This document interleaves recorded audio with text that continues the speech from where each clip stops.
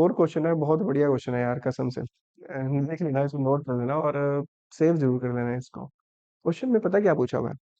तीन पार्टनर्स है, profit sharing ratio 2:1 की है। करण रिटायर हुआ है 1 अक्टूबर 2024 को, और इस डेट को अरुण, वरुण और करण की ऑल एडजस्टमेंट जो कैपिटल है 5 लाख, 3 लाख एंड 2 लाख है रिस्पेक्टिवली, यानी सारी एडजस्टमेंट, रीवैल्यूएशन का प्रॉफिट, जनरल रिजर्व, सारी एडजस्टमेंट करने के बाद की कैपिटल गिवन है, जो लास्ट में हम टू बैलेंस शीट लिखते थे। Arun and Varun continue to carry on the business for 6 months without settling the account of Karan। भाई करण का 2 लाख रुपया बनता है, दे के पासे करो।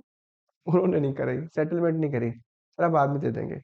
बाद में दे देंगे तो फिर उसका एज ए लोन ट्रीट किया जाता है, तो हम लिखते भी हैं उसमें टू करण लोन अकाउंट ना। फिर during the period of 6 month हुआ क्या, अक्टूबर से लेके 31 मार्च तक फर्म ने प्रॉफिट कमाया 1 लाख रुपए। अब अगर वो उसको पैसे दे देते, बिजनेस में पैसा कम हो जाता, उसका 2 लाख रुपीज यूज हुआ और इन तीनों की दोनों की कैपिटल भी यूज हुई, तो तीनों की मिला के 10 लाख रुपीज एक तरह से बिजनेस में लगे रहे। बिजनेस में इन्वेस्ट होने की वजह से उसको प्रॉफिट हुआ 1 लाख रुपया। तो करण कहेगा यार तुमने करा तो गलत है मेरे साथ। पार्टनरशिप एक्ट कहता है कि बेटा तेरे पास दो राइट है, उनमें से देख ले जो तुझे बेस्ट लगे वो ले ले। पहला राइट तो है कि तेरे को 6 मंथ पैसे नहीं दिए तो तू 6 मंथ का इंटरेस्ट ले ले। पार्टनरशिप डीड कहता है अगर एब्सेंस हो इंटरेस्ट ऑन लोन का रेट, वो 6% तो देना ही देना है हर हाल में। तो 2 लाख रुपीज उसका यूज हुआ। ऑप्शन वन तो है 2 लाख रुपीज यूज हुआ, 6% इंटरेस्ट और 6 मंथ का, क्योंकि अक्टूबर से लेके मार्च तक 6 मंथ ही बनते हैं। 6,000 रुपीज एक ऑप्शन तो ये है उसके पास। दूसरा ऑप्शन वो कहता है यार 10 लाख रुपीज लगा के 1 लाख तुमने कमाया, तो मेरा 2 लाख रुपीज उसमें था, तो 2 लाख तो मेरा बनता है प्रॉफिट में हिस्सा। तो 2 लाख के ऊपर आपने उसका प्रॉफिट निकालना है, तो बड़ा सिंपल सा, थोड़ा इजी वे में कर लेना कि जिस कैपिटल के ऊपर, जिस अमाउंट के ऊपर आपने प्रॉफिट निकालना चाहते हो वो ऊपर रख लो। आप 2 लाख के ऊपर निकालना चाहते हो, 2 लाख ऊपर रख लो।